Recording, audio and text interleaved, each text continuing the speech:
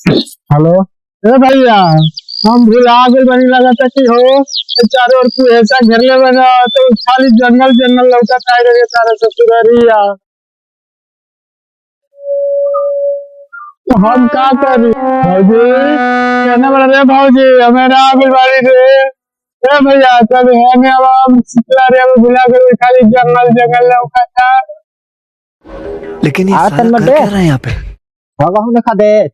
मैं तो भाई को जाता नहीं है, भैया का ससुरारी भुला गए बाड़ी। कहाँ जाके रहा?